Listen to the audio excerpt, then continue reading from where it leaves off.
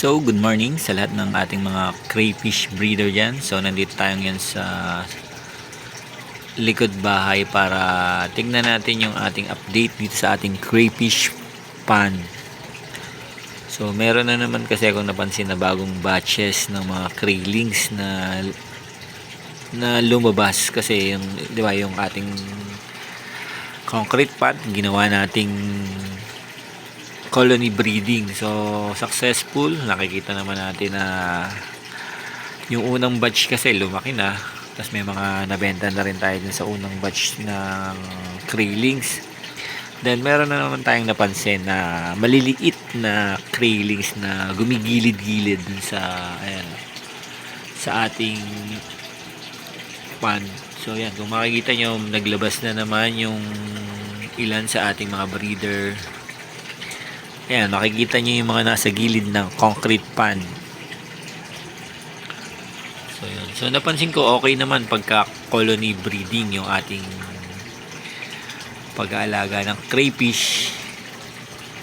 So, yun nga lang, hindi syempre na ma-maximize yung talagang full potential ng dami ng kanilang kraylings kasi may possibility talaga na nakakain yung mga kraylings. Pero, eto, medyo hassle free kasi umaga ilalagay mo lang siya sa isang malaking pond tapos pababayaan mo na sila dyan mo na lang din papakainin versus dun sa mga yung una nating ginawang style, yung mga breeder natin, yung mga trio breeder nilalagay natin sa isang tub. So dun lang sila, so limited lang yung breeder. Dito naman mga 200 yung original crayfish nating pinaglalagay. Pero yan, makikita nyo meron naman silang pinoproduce na kraylings. Yan. Marami na rin tayong nakuha dyan, nilagay natin dun sa loob ng bahay. So yan, makikita nyo yung mga breeder sa ilalim. Tapos naglagay na nga tayo ng diba, ng filtration. DIY lang yan, yung styrofoam yan, para mapanatiling malinis yung water, pati yung mga impurity ng tubig makuha. Ayan, kung mapapansin nyo, malinaw yung tubig natin. Then nilagyan na rin natin ng konting halaman. So yun, makikita nyo yung mga maliliit na kraylings na naggigilid-gilid yan. So yan na yung hina-harvest natin, nilalagay natin sa isang tub. Yun yung pwede nating ibenta. Yun. So okay naman so far. So yun nga yung mga naging problema natin nung nakaraan. Nag-overflow tong tank na to. Medyo marami tayong gapi na nawala kasi inagos. Kasi nung nakaraan, di ba, sobrang lakas ng ulan. Nagbara yung ating overflow. Yan. So yung iba nating mga gapis inagos. Yan. So yun nga, sayang. Pero yung mga natitira, ibinukod na lang natin dun sa mga tub. Pero yung update natin sa ating crayfish, so yan, matitibay naman sila.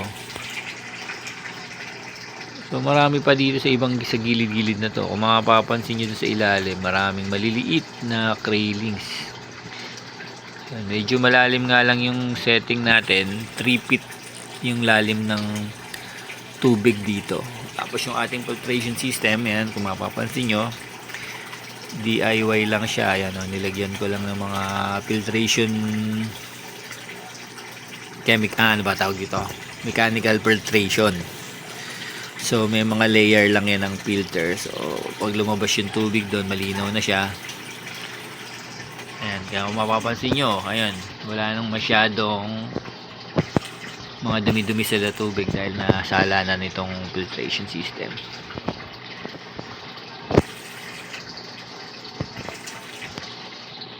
So yan yan yung ating mga, hindi lang kita sa camera yung iba pero ayan yan yung ating mga kraylings na produce dito sa ating concrete pond. So yung mga nandito na sa concrete pond natin, mga anak na to ng breeder natin do sa indoor setting. Pero yun nga, ayan, bali nanganak na rin sila. Bali apo-apo na to ng ating mga original breeder, apo na sa tuhod. So hindi natin masyadong natututukan, pero yun nga ang kagandahan dito, hindi masyadong ma-maintenance.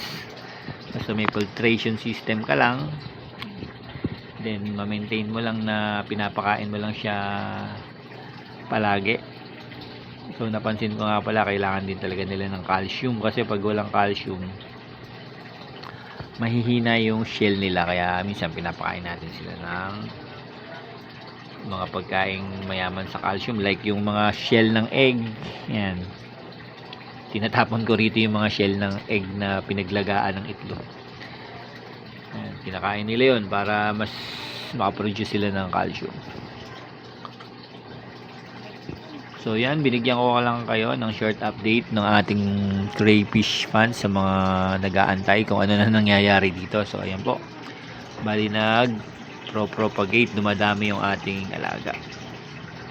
So that's it guys, and happy crayfish breeding sa lahat.